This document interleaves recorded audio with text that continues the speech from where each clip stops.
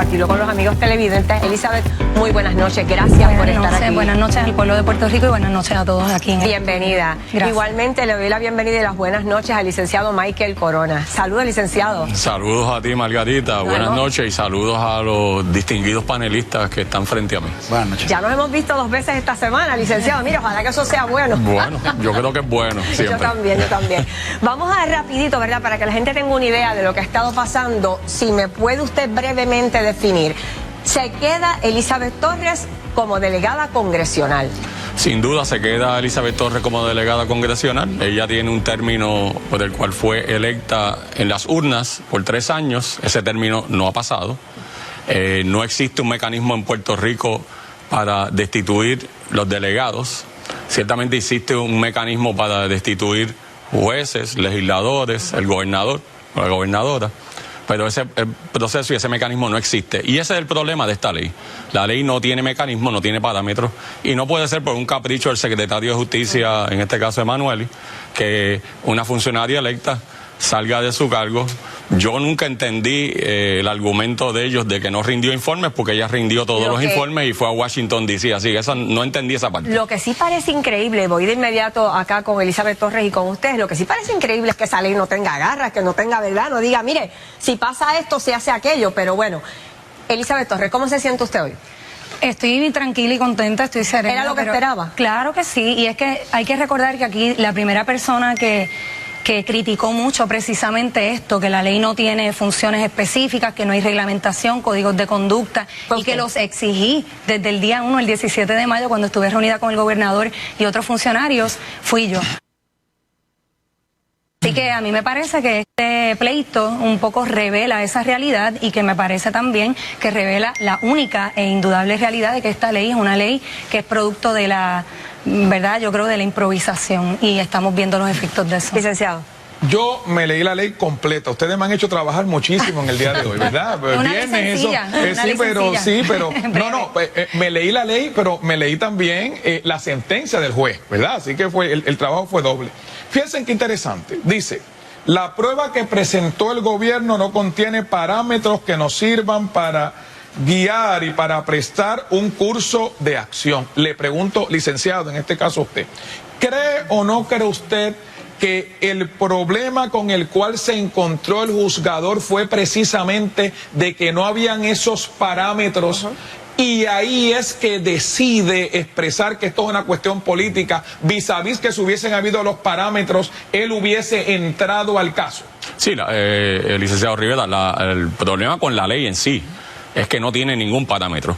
Básicamente, como usted la leyó también, lo que dice es, el secretario de Justicia podrá pedir la destitución en el Tribunal de Primera Instancia, Sala de San Juan. Eso es todo. Eso es todo. No hay parámetros para destitución. Perdone que interrumpa, porque ustedes son los abogados, ustedes son los que conocen. Se colgó aquí el PNP en hacer una ley, en darle para adelante. Miren, delegados congresionales, váyanse para allá, o sea, aboguen por la estadidad sin parámetros. Yo no creo que se colgó ningún partido. Yo creo que lo que pasó aquí es que no se dieron cuenta, no sé por qué, que siendo un funcionario electo directamente por sufragio de la gente, tienes que establecer cosas más específicas si vas a destituir. Todas las leyes para destitución, especialmente de funcionarios públicos, son bien específicas. Aquí no hay nada y no se puede dejar al capricho del secretario de Justicia que esté en la silla en ese momento. Licenciado. Elizabeth, en algún momento, cuando usted decidió aspirar, usted, y esto le voy a hacer una pregunta, ¿usted creía en el proceso? En este proceso de la delegación. Cuando yo corrí, previo a eso, yo estaba en los foros públicos y yo fui muy crítica de esta ley, pero también sé que las leyes se subsanan a través de reglamentos, y era mi anhelo. Y yo me reuní con varios senadores, entre ellos con el senador Gregorio Matías, para plantearle, previo a la elección, esta posibilidad de que se reglamentase, porque yo misma tenía dudas de las funciones específicas que yo tenía que ejecutar, aparte de que tampoco se estableció un plan en conjunto entre el gobernador de Puerto Rico, la comisionada comisionada y la delegación, que era lo que también yo esperaba, que tal vez en un plan ya nosotros estábamos un poco más guiados. Por eso yo aquí en esta misma silla dije que a lo mejor para ser delegado tú no necesitas tener contactos en el Congreso directamente, porque entendíamos que iba a haber un plan en conjunto para entonces nosotros tocar puertas y hacer nuestro trabajo, cada uno en funciones distintas de acuerdo a sus habilidades. Pero eso no fue así, también yo lo planteé públicamente. Entonces, yo le hago esa pregunta porque obviamente usted ha hecho unas expresiones fuertes contra la ley, contra la delegación en general, le ha llamado la ley un embeleco, o la delegación, no sé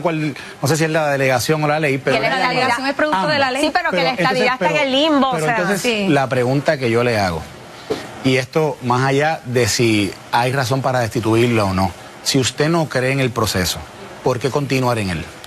Esto es como hablaba yo con el licenciado Corona, esto es como no creer en el ELA y entonces tú tienes que mudarte a otro lugar porque simplemente no crees en ese sistema de gobierno o en ese estatus. Cuando tú eres electo hay otras consideraciones que hay que tomar. Tal vez si yo hubiese sido nombrada por el gobernador y estoy recibiendo directrices que son contrarias a mis valores, pues yo digo, aquí no tengo libertad, me tengo que ir. Pero esa no es la realidad. Yo tengo amplia libertad para actuar y lo que yo hice fue lo que la ley no subsanó, yo lo subsané y creé yo misma un reglamento que está contenido en el informe, que lo hice con los asesores del gobernador y con la anuencia del gobernador. Pero después eso no se pudo ratificar en el pleno de la delegación porque ellos no hicieron un reglamento. Déjeme aprovechar algo, delegada, ahora que estamos un poco hablando de eso. Ya sabemos que la ley 167-2020 no tiene parámetros, no contiene métricas para evaluar el desempeño de los delegados, no solamente el suyo, sino de cualquiera de los delegados. En su caso en específico, yo le pregunto, en ausencia de ello, ¿cómo usted va a informar de ahora en adelante a sus constituyentes sobre la labor que usted está haciendo como delegada de conformidad a esa ley, aunque es una ley defectuosa? Ahora hay otros problemas que se me presentan. ¿Por qué? Porque yo tengo el Partido No Progresista con una lupa sobre mí y han obstaculizado. Yo he escrito cartas a congresistas que luego son obstaculizadas por el partido. Y entonces cuando tú haces un trabajo de cabildeo, ¿verdad? En esencia, tú tienes que ser discreto con algunos de tus pasos, sobre todo ahora. Ahora bien, yo he sido bastante enfática, yo he creado, todos mis informes están explicados en videos, yo lo hago por Spotify también audible, yo le explico en detalle al pueblo cuáles son mis pasos hasta cierto punto. Hay cosas que no las puedo revelar, es que es imposible, ningún delegado va a revelar absolutamente todo. Tácticas específicas. ¿Por qué? Porque tengo el temor ante esta persecución que no es nueva, o sea, esta es la culminación de una persecución que llegó a los tribunales. Ajá, ¿y quién la está persiguiendo? Bueno, es evidente cuando escuchamos las expresiones del gobernador como presidente del partido y también de Carmelo Ríos, que en este foro particularmente ha mentido abiertamente al pueblo y también ha dicho aquí en este foro pelotadura diciendo, él ha dicho que ha expresado que van a hacer conmigo, le hizo la pregunta a algún panelista y él dijo, déjalo que hierva que ellos ablandan, haciendo referencia en que iban a estar todo el tiempo fustigándome y hostigándome para que yo renuncie, cosa que no va a ocurrir. Le pregunto a usted qué va a pasar ahora, ¿verdad? Usted ha dicho que no, esto no acaba aquí, Elizabeth Torres no termina aquí. No. ¿Qué va a pasar?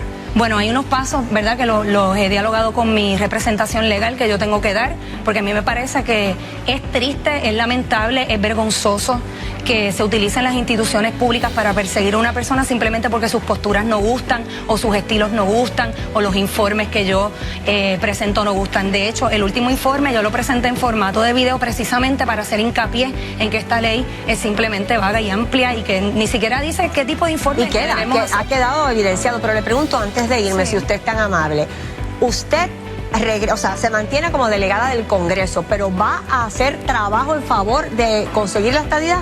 Eso es así. Otra cosa que se ha expresado también aquí en Margarita, y permíteme por favor, es que el senador Carmelo Ríos ha dicho que a él le ha tomado 6 años establecer relaciones en el Congreso y que de ahí para abajo, ¿verdad? Eso tú lo tienes que cultivar. Yo no vengo de la fila política. Mis compañeros sí, aunque no gozan de credibilidad en el Congreso, la mayoría de ellos, por cosas que son públicas, pero yo tengo que entonces hilvanar una estrategia de cara a ese enfrentamiento con los congresistas, que de hecho he visitado varios congresistas en los distritos. No, tú no tienes que ir al Congreso, las reuniones no tienen que ser presenciales, los comités incluso tienen reuniones virtualmente, hay muchas maneras de hacerlo. Se apuntó una Elizabeth Torres en este momento, le agradezco su presencia aquí en todas, Jugando Pelotadura, agradezco igualmente al licenciado Michael Corona por estar con nosotros. Gracias a ustedes. Gracias a ambos.